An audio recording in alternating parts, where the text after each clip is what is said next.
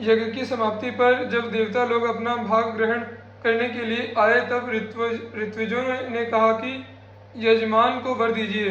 देवताओं के पूछने पर कि क्या वर चाहते हो, निमि ने सूक्ष्म शरीर के द्वारा कहा कि देह धारण करने पर उससे वियोग होने में बहुत दुख होता है, इसलिए मैं देह नहीं चाहता।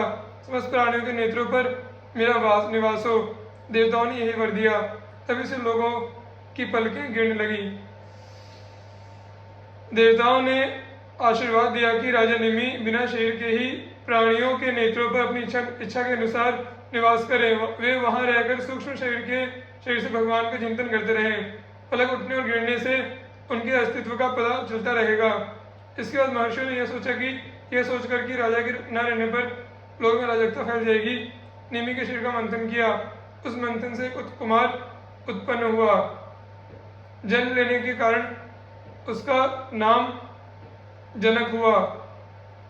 विदेह से उत्पन्न होने के कारण वैदेह और मंथन से उत्पन्न होने के कारण उसी बालक का नाम मिथिल हुआ।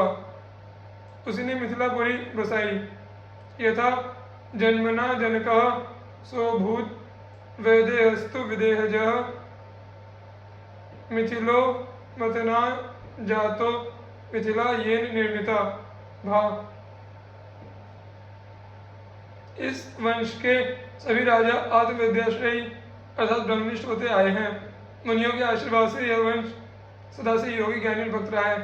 इसी कुल में श्री क्षीरध्वज जनक के यहाँ आदिशक्ति श्री सीता जी ने अवतार लिया था। श्री भरद्वाज जी श्री रामचरण कमलानुरागी संत थे। इनकी भगवत भक्ति लोक प्रसिद्ध है।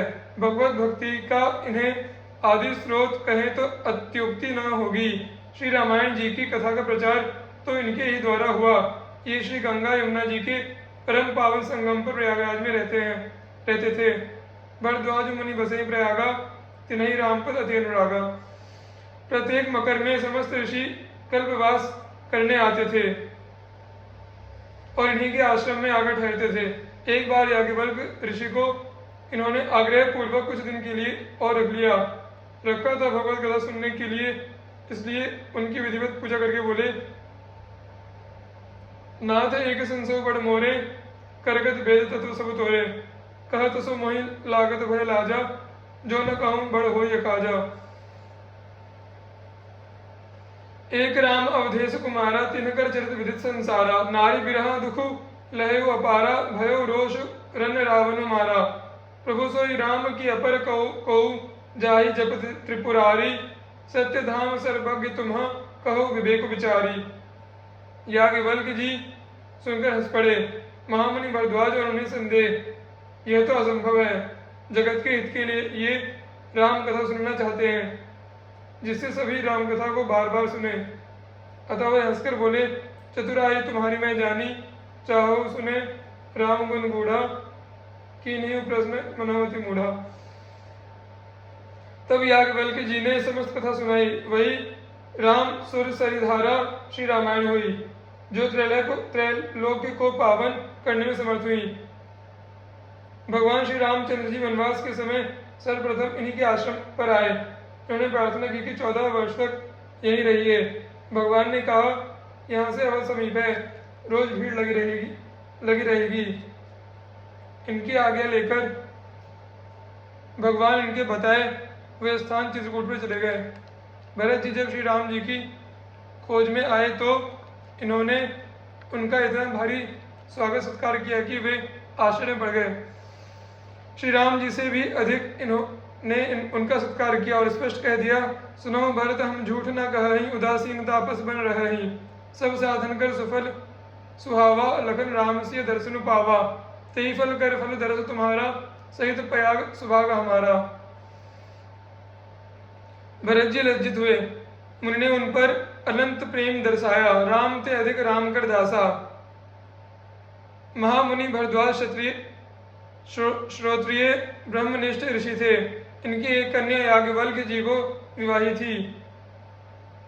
दूसरी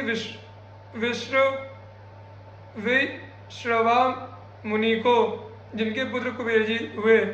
वे ये अद्वितीय रामानुरागी थे।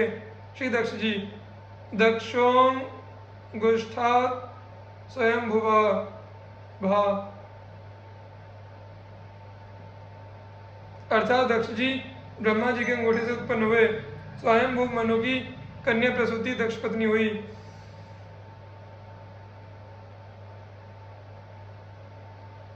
प्रजापति दक्ष ने क्षीर सागर के उत्तर तट पर स्थित होकर देवी जगदम्बिका को पुत्री रूप में प्राप्त करने की इच्छा तथा उनके प्रत्यक्ष दर्शन की कामना से उन्हें हृदय मंदिर में विराजमान करके कठिन तप किया। उनकी सात्विक आराधना से संतुष्ट होकर पराम्बा ने दर्शन देकर पुत्री होने का वचन दिया। साथ ही यह भी कह दिया कि यदि कभी मेरे प्रति तुम्हारा आदरभाव घट जाएगा तो उसी समय मैं अपने शरीर को त्याग कर अपने स्वरूप में लीन हो जाऊंगी। दक्ष यह सोचकर बहुत प्रसन्न रहने लगे कि देवी शिवा मेरी पुत्री होने वाली है। सृष्टि विस्तारार्थ ब्रह्मा जी की आज्ञा से दक्ष प्रजापति ने पंच जन प्रजापति की अस्किनी नाम की कन्या को पत्नी रूप में स्वीकार कर हर्यश्व संज्ञक 10,000 पुत्र उत्पन्न किए। पिता की आज्ञा से उत्तम सृष्टि के उद्देश्य से वे हर्यश्वगण नारायण सरोवर पर जाकर तप करने लगे। इन्हें अधिकारी जानकर देवर्षि नारद जी ने आत्मतत्व का उपदेश देकर निवृत्ति प्राण बना दिया।